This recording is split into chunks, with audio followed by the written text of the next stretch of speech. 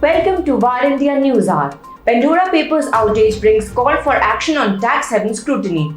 The latest release of offshore financial information has revealed little illegal activity and will lack much of the punch that previous leaks enjoyed. However, it could still have significant consequences.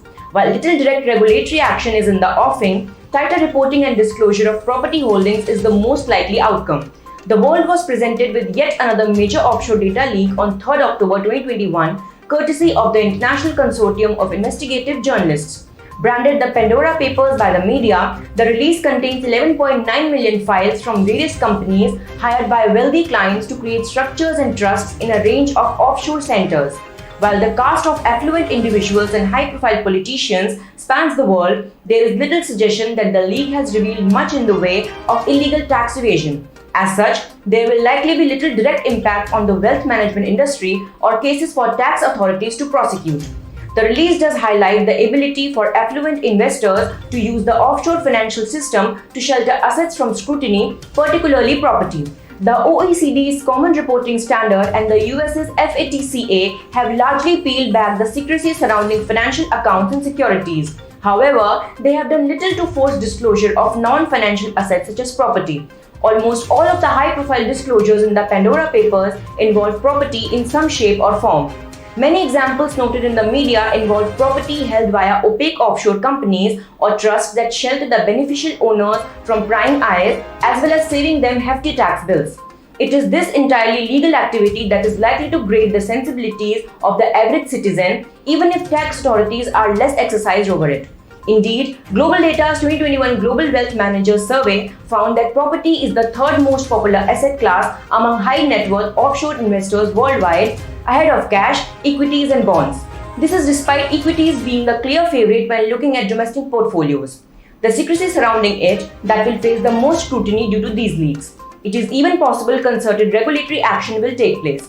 The Pandora Papers property revelations, along with the hunger for more tax revenue amongst COVID-19 ravaged treasuries, is likely to spur governments to look again at how they can increase transparency given how widespread the use of offshore structures is among affluent investors in their property transactions.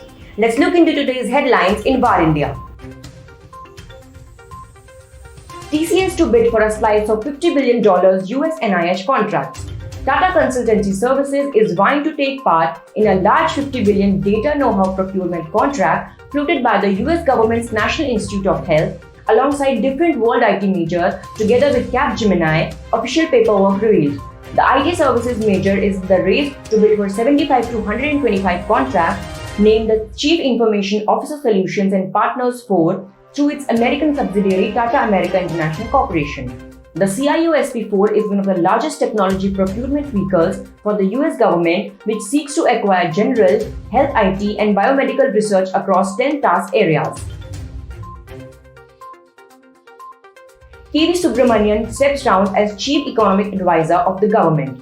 Chief Economic Advisor KV Subramanian announced on October 8 that he is stepping down from his post following the completion of his 3-year tenure. I have decided to return back to academia following the completion of my 3-year fulfilling tenure as the Chief Economic Advisor, Government of India, he said in a statement. Subramanian had taken over the charge of CEA on December 7, 2018. Subramanian thanked Prime Minister Narendra Modi and Finance Minister Nirmala Sitharaman for their support and inspiring leadership. Microsoft acquires Ally.io, founded by Microsoft veteran Vetri Vellore. Microsoft has acquired productivity platform Ally.io to help improve employee experience by aligning their work to the company's strategic mission and core priorities. The startup is founded by 14-year Microsoft veteran Vetri Vellore. Ally.io, formed in 2018, provides a SaaS-based objectives and key results solution. The company already has amassed a formidable roster of customers and partners. The OKR company will join the Microsoft Viva family as part of its employee experience platform designed to help companies embrace the new digital work life, Microsoft said in a statement. Zee founder accuses Invesco of hostile takeover plot.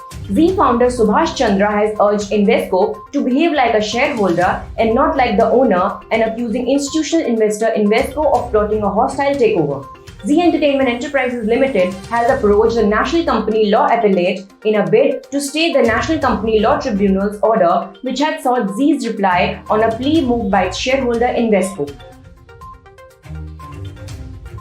MobiKwik gets approval from SEBI to come with Rs 1900 crore IPO. Digital payments firm MobiKwik, which has filed its draft papers for an initial public offering worth Rs 1900 crore in July, received the principal approval from the Securities and Exchange Board of India for the IPO on Friday. The company intends to raise up to Rs 1500 crore through primary issuance of shares, while stakeholders will sell shares worth Rs 400 crore. MobiKwik will use the net proceeds from the IPO for funding inorganic and organic growth initiatives and for general corporate purposes. MobiKwik competes with companies like Paytm and PhonePe. That's it for now. Please like, share, comment and subscribe to VAR India News Magazine. Stay tuned. Thank you.